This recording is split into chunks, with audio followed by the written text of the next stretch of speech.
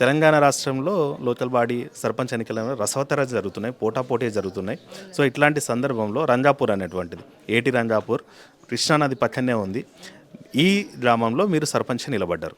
So ఇట్లాంటి పరిస్థితుల్లో గ్రామానికి ఉన్న సమస్యలు ఏంది, గ్రామంలో సర్పంచ్ మీరు గెలిస్తే ఏం చేస్తారు? ఇండ్లు లేని నిరుపేదలకు ఇందిరమ్మ ఇండ్లు మంజూరు చేద్దాం, కమ్యూనిటీ హాల్ ఏర్పాటు చేద్దాం, ఏకలవ్యానికి శాలివాహన కమ్యూనిటీ హాల్ ఏర్పాటు చేద్దాం, రోడ్డు ప్రమాద నివారణకు చర్యలు, విద్యుత్ సమస్యలు పరిష్కారం, ఎస్సీ కాలనీ మంచినీళ్ళ ట్యాంక్ ఏర్పాటు, ప్రైమరీ హెల్త్ సెంటర్ ఉద్యోగ నివారణ, యాదవ కాలనీ మంచినీళ్ళ ట్యాంక్ ఏర్పాటు, రంగాపురం గ్రామంలో 3 హైటెక్ రైళ్ల ఏర్పాటు, రంగాపురం గ్రామంలో కరెంట్ సబ్స్టేషన్ ఏర్పాటు, రంగాపురంలో ఊర చెరువు నుండి గుర్రంగడ్డ బాట ఏర్పాటు, 2,72,00,000 నిధులు రంగాపురం నుండి రంగాపురం వరకు మంజూరు అయినవి. బీటీ రోడ్డు పూర్తి చేస్తాం.